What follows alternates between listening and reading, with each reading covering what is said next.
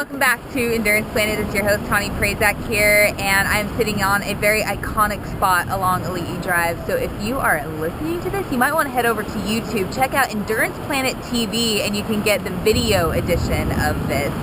So I'm here to talk to you guys today about another awesome accessory for the Polar V800 watch that we have talked about on a couple episodes so far. We have, if you want to check out in our archives at enduranceplanet.com or again on YouTube for the video versions, we've given a review of the V800 watch itself, which you can see right here, as well as some accessories for the bike, the speed and cadence sensor. Well, today we're going to talk about the foot pod that goes along for all you hardcore runners out there.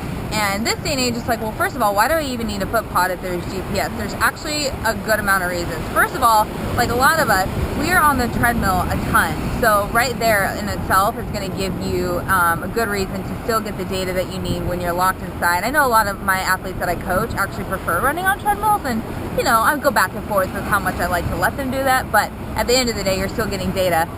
Second of all, it's going to give you cadence data, and that's really the thing that we want to hone in on. And of course, you don't get cadence data from GPS alone, so that's where the foot pod is going to come in and really, again, like with the other accessories offered with the V800, enhance your overall training, racing, and coaching experience, whether you're self-coach or you have a coach.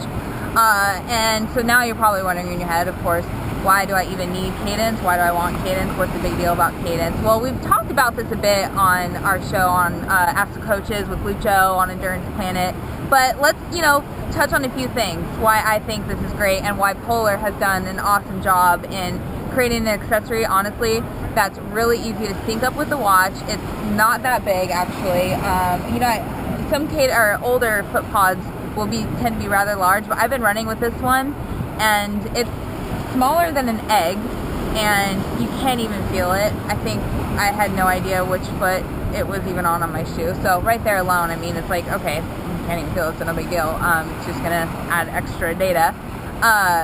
So bam, it's really easy to set up on the shoe. I mean, that is like no big deal whatsoever. And then it syncs up with the watch, of course, so then you're gonna get the live cadence data coming straight at you. Not only does it sync up with the watch, it syncs up with Polar's free app called Polar Beat. And so if you're like me and you like to run with your phone, whether, for safety reasons or, if you're listening to a podcast, you can have that app running the whole time and get some really cool data. It's a very user-friendly screen and face of the app, so it's even if you're kind of running around, even at high intensities, like today I did tempo run and I was still able to look at the app screen and make sense of it. It's good for that. So then that brings us back to the idea of like, well, why the heck is cadence even important? And again, like I said, we've talked about this on episodes of Ask the Coaches with Lucho on various shows on Endurance Planet before, and you can dig in the archives for that. But, it really comes down to a few things in my opinion. And a long time ago in the 80s, it was Jack Daniels actually who sort of coined the idea that 90 strides per minute, whatever you want to call it, is going to be the optimal cadence for running, and that was based off a lot of research. I mean, Jack Daniels, we all know, a really good guy when it comes to that kind of stuff. But 90 doesn't necessarily work for every single runner. What 90 shows us is that it's going to decrease your injury rate, and it could actually promote better form and technique and efficiency because maybe you're less likely to overstride and extend that out and heel strike, so it sort of brings you in and keeps everything a little bit tighter and moving more efficiently. So if you don't know what your current cadence is, this is where the foot pod comes in and really allowing you to dial that in. You could have other tools, but this really makes it easy. And you may find out that you're running 60 or 70 cadence, and your ground contact time, you're just pounding.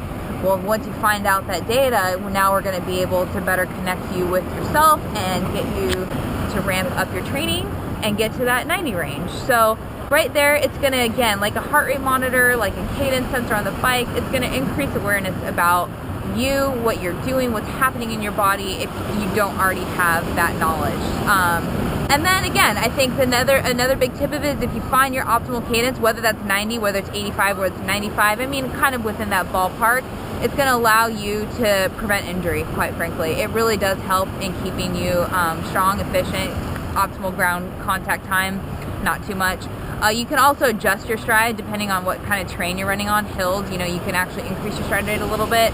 And down hills, you know, people tend to lengthen out the stride a little bit.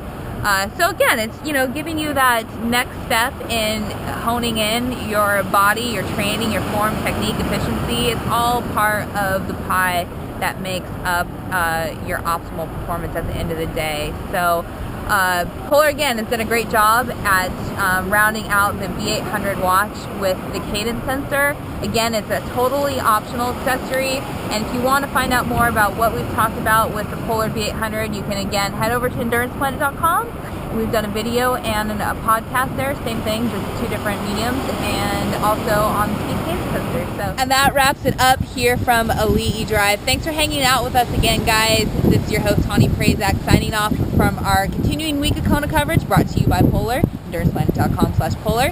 Thanks for tuning in, and see you guys later.